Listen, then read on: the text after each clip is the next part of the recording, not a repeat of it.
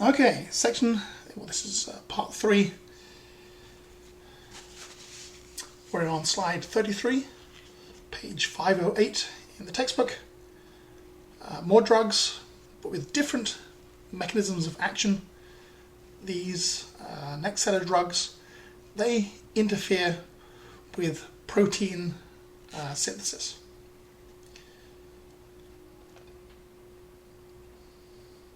And we're going to take a look at a very quick look at ribosome function, and then we'll look at some of these important drug types. So on slide 34, there is the picture in the book on page 508, the picture of a ribosome. And a ribosome is made up of two pieces.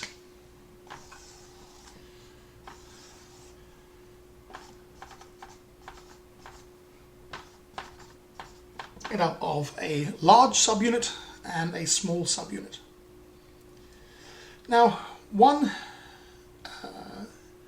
significant difference between your cells, eukaryotic cells, and prokaryotic cells, bacterial cells, is the structure of ribosomes.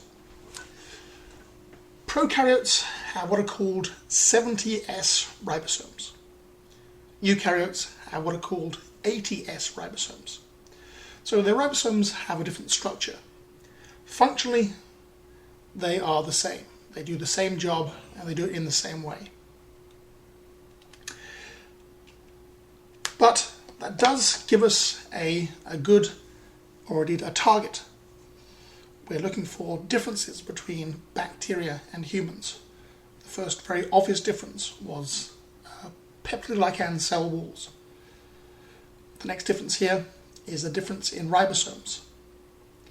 However, if we look at a eukaryotic cell, what component of a eukaryotic cell used to be a bacteria? That's a mitochondria. And indeed, when we go into a mitochondria and we look at its ribosomes, it has prokaryotic ribosomes, 70S ribosomes. And that probably accounts for the toxicity of these kinds of drugs on humans. Because if we're going to kill the bacteria, we're also going to be affecting the ribosomes of our mitochondria. And our mitochondria, very important in the function of a healthy cell, and therefore harming mitochondria harms the cell and harms us. You can read about what the S there in the 70S and the 80S means, but I'm not too worried about going into what that means. I'll also post up on Blackboard a video for you to watch on the mechanism of transcription and translation. Now, transcription occurs in the nucleus of eukaryotes, occurs in the cytoplasm of prokaryotes. Transcription is reading DNA and making a messenger RNA copy. And the enzyme that does that is RNA polymerase.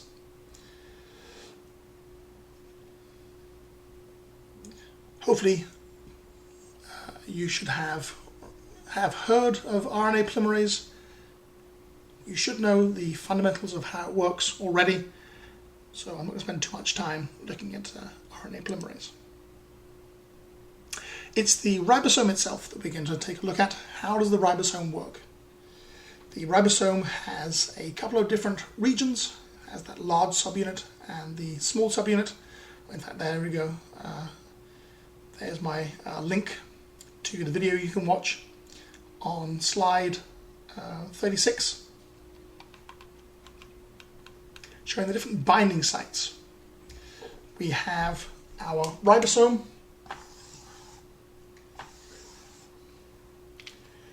We have our messenger RNA.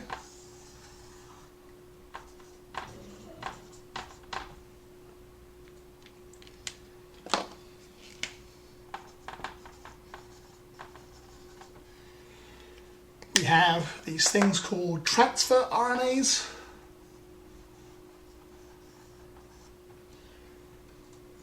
Stuck onto transfer RNAs, we have amino acids.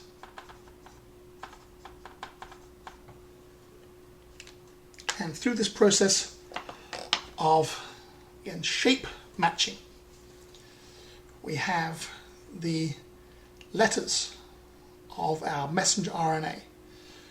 We have our A's, U's, G's and C's. And we have these things called codons, 3 letters of messenger RNA called a codon.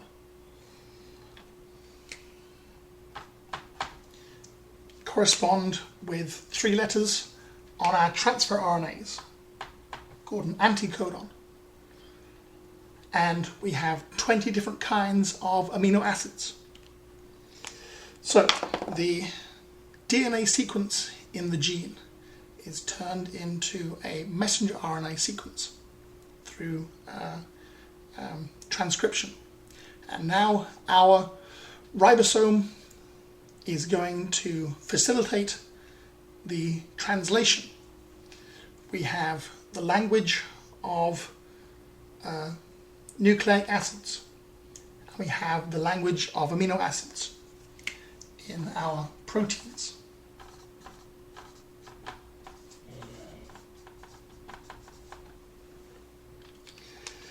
One codon or messenger RNA encodes for one particular kind of amino acid through this matching process.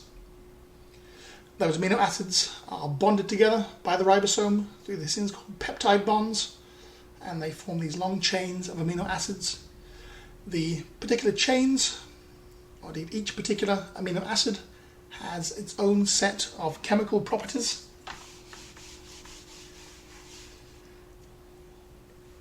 Particularly these things called side chains on the ribosome, side chains on the amino acids.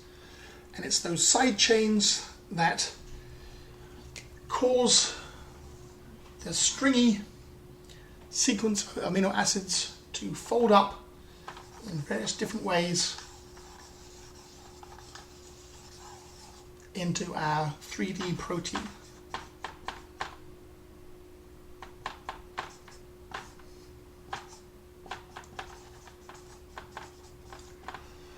And I mentioned many times about the importance of protein folding. Say this was an enzyme, it would need to fold in such a way to give it a very specific active site.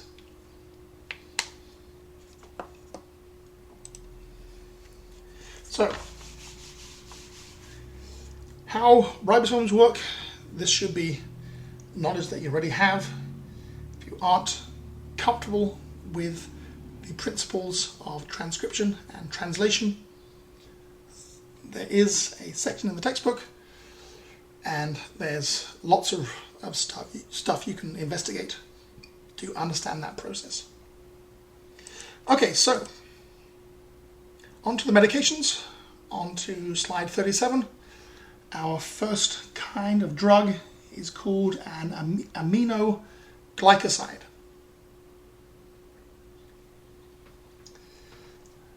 Aminoglycosides, as it says here, are typically bactericidal, in that they kill bacteria. So here's our ribosome once again. This is our 50S, this is our 30S.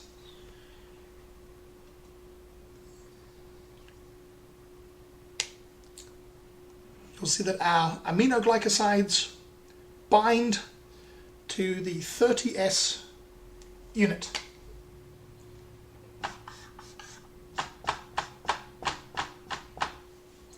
And because our aminoglycoside is stuck right there on our 30S unit,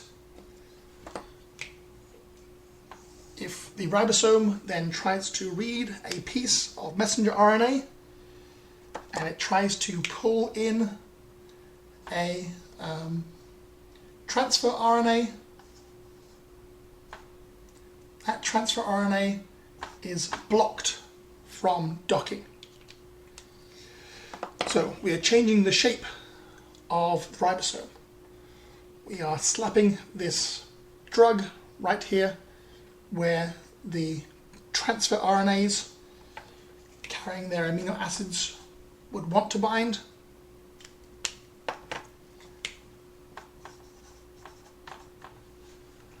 If our transfer RNAs can't stick, they can't decode the messenger RNA, and this ribosome will not be able to produce any proteins.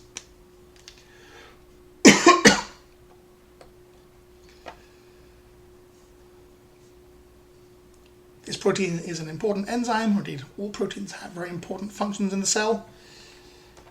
This lack of, let's say it's an enzyme, is then going to have an effect on the cell, and in our case of aminoglycosides, it's going to kill the cell.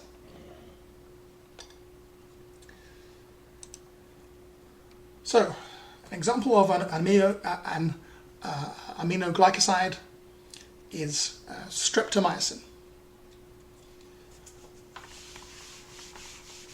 And just some information about streptomycin there. Ineffective against anaerobes, enterococci, and streptococci. So, one thing that's different to our beta-lactam drugs is that all of the stuff now is inside the cell. If we want to get in and affect ribosomes, whether you're gram-positive or gram-negative, we have the cytoplasmic membrane as a barrier, and that barrier has to be breached by the drug if it's going to have an effect. And again, the cell is going to be in control of what's getting backwards and forwards across this cytoplasmic membrane. And it just turns out that in order for our aminoglycosides, and streptomycin in particular, to get across this barrier, it needs a respiratory metabolism inside the cells. So respiration is when the bacteria is able to perform or has and runs its electron transport chain. You'll see that we can use streptomycin along with beta-lactam drugs to allow a synergistic ability. So the beta-lactam drugs comes in, breaks apart, or indeed interferes with the production of the cell wall, and that increases the uptake of the aminoglycoside into the cell. The aminoglycoside then gets in and it affects the amino acids. So our streptomycin has some downsides. It is often toxic. Again, generally used because of that toxicity. It's going to be used when alternatives are unavailable. Apparently some of its downsides are hearing loss and dizziness and kidney damage. On to slide 39. Another drug that works in a very similar way is tetracyclines.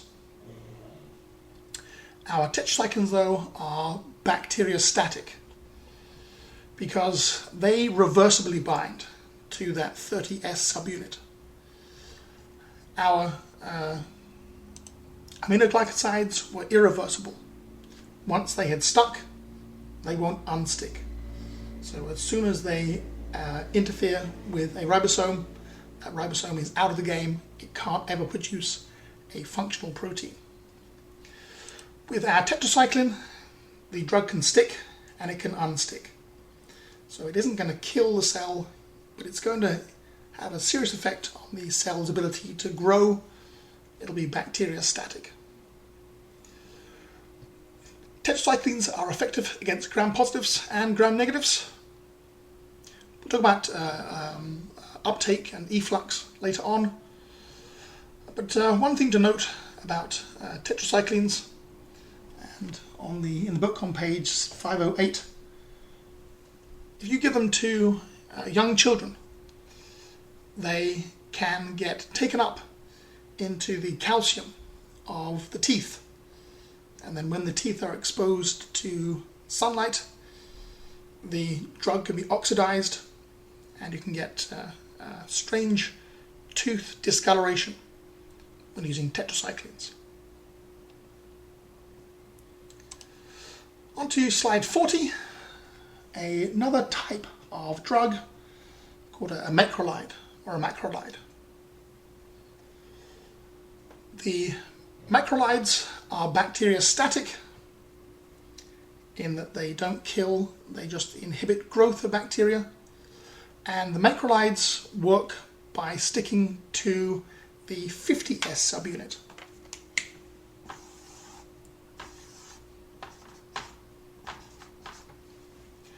And you can see from the diagram on slide 40, what they do is they get in the way of the ribosome's ability to stick two amino acids together. So a transfer RNA pulls into its amino acid, the next transfer RNA pulls in its amino acid. The ribosome is supposed to bond those amino acids together, but simply the macrolide is in the way. That bond can't be made. No bond means that the amino acids are not formed into proteins.